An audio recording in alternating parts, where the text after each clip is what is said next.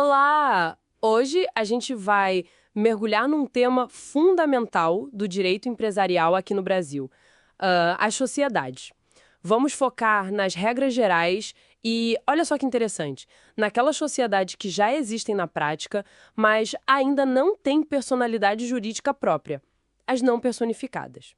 A nossa fonte é um material jurídico bem explicativo. A ideia é destrinchar o que define uma sociedade e como funcionam essas primeiras formas, sabe? Pelo Código Civil. Então vamos lá.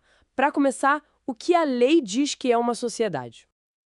Basicamente, o Código Civil, lá no artigo 981, ele define como um contrato, né? Um contrato. Pessoas se juntam, cada uma contribui com alguma coisa. Pode ser dinheiro, bens ou o próprio trabalho, né? Para exercer uma atividade econômica e, claro, o objetivo é partilhar os resultados entre elas. Ah, então tem três coisas-chave aí. A contribuição de todo mundo, a atividade ser econômica e dividir o que der, certo? Lucro ou... Exato. Lucro ou prejuízo faz parte. A partilha dos resultados é essencial. Tipo, sei lá, a Ana entra com a grana e o Cláudio com o trabalho para montar uma loja de eletrônicos. Se combinaram dividir os lucros, já é uma sociedade. Perfeito exemplo. Se há essa combinação, essa affectio societatis, como dizem, né, a intenção de formar sociedade, temos sim uma sociedade ali. Na teoria é isso. Legal. E só para lembrar rapidinho, nem toda sociedade é considerada empresária, né? Tem a simples também, mas... E isso tem a sociedade simples para atividades mais intelectuais, científicas, artísticas. Mas o nosso foco hoje é outro. São essas estruturas mais gerais e as que vêm antes da formalização completa. Boa. E você mencionou personalidade jurídica. O que é isso exatamente? Pensa assim, é quando a sociedade ganha vida própria perante a lei. Ela passa a ser uma pessoa separada dos sócios. Aí ela pode ter patrimônio no nome dela, assinar contratos, ter direitos, deveres, e isso, segundo o artigo 985 do Código, só acontece com o registro. O registro do contrato social, né? Na junta comercial ou no cartório, certo? Isso mesmo. O registro é que confere essa personalidade jurídica. Ah, então o registro é o marco zero, digamos assim. E o que rola antes disso? Quando a sociedade já está funcionando na prática, mas ainda não foi registrada. É aí que entram as chamadas sociedades não personificadas. Elas existem de fato entre os sócios, mas para o mundo jurídico formal ainda não tem essa personalidade. O material que a gente viu foca em duas principais. Certo. E qual seria a primeira? É a sociedade em comum. Aqui já existe um contrato, às vezes até escrito, entre os sócios, tudo acertado, mas ele ainda não foi levado a registro. Tipo a Bruna e a Letícia montam uma loja virtual, combinam tudo, dividem tarefas e lucros, mas esquecem ou adiam ir na junta comercial. Exatamente esse o cenário. Elas estão operando como uma sociedade em comum. Existe um vínculo entre elas, mas não perante terceiros da mesma forma que uma sociedade registrada. Entendi. E imagino que a grande questão aí seja a responsabilidade, né?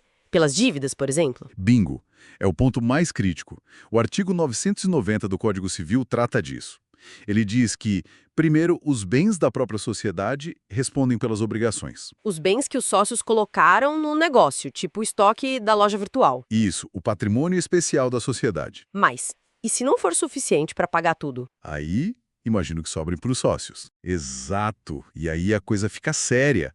A responsabilidade dos sócios é subsidiária, ou seja, só respondem depois dos bens da sociedade, mas ela também é ilimitada e solidária. Nossa, ilimitada e solidária. O que isso quer dizer na prática? Ilimitada significa que não tem teto.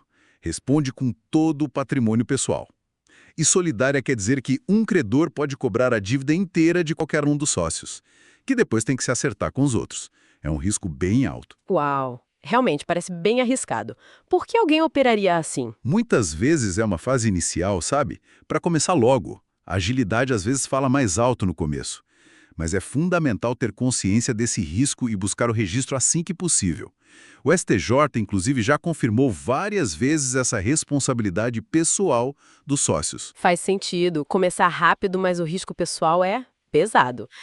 Ok, e qual é o segundo tipo de sociedade não personificada? É a Sociedade em Conta de Participação, ou SCP.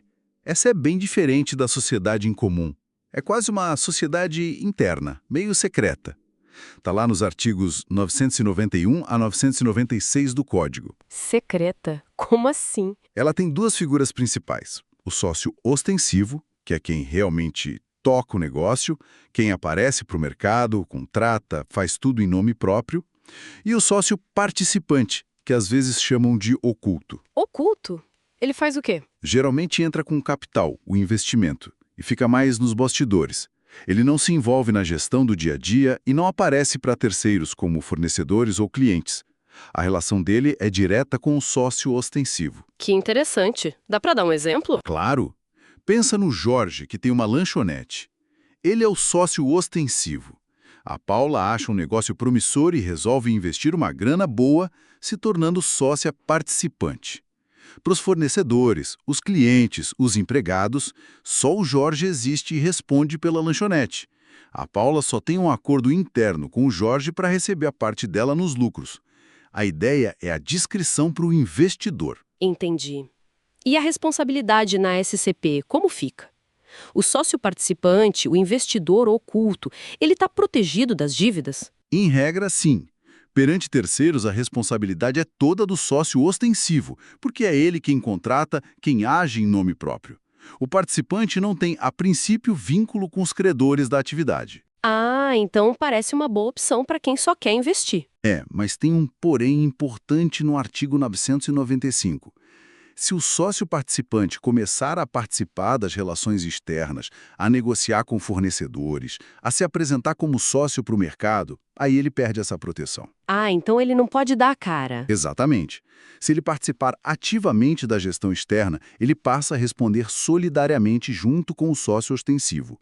O STJ também tem decisões nesse sentido, reforçando que a SCP não tem personalidade jurídica e que o participante, via de regra, não responde perante terceiros. Bem interessante essa estrutura.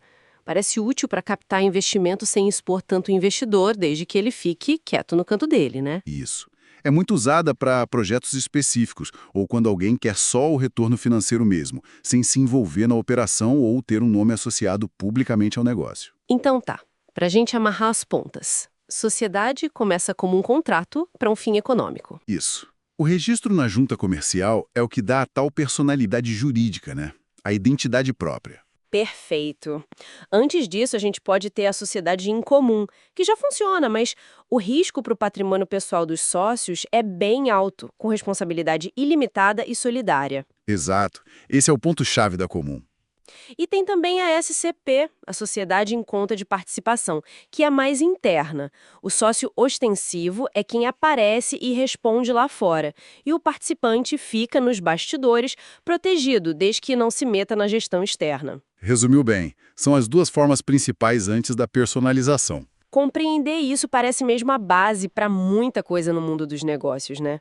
Acho que o próximo passo natural seria ver as sociedades que têm personalidade jurídica, as limitadas, as SAs. Sem dúvida. É a sequência lógica. Mas sabe, antes de pular para lá, fica uma coisa para pensar. Com aquele risco todo. Ou escolher a SCP, que é tão discreta. Quais fatores tipo de estratégia, de urgência, de apetite a risco, pesam nessa decisão para cada um dos sócios envolvidos? Como eles equilibram os benefícios e as responsabilidades em cada modelo desses? Ótima reflexão. Pensar no porquê por trás da escolha da estrutura, né? Além da definição legal. Muito bom. Entender essas bases é mesmo crucial para organizar qualquer atividade econômica. Fica aí a provocação para o pessoal pensar.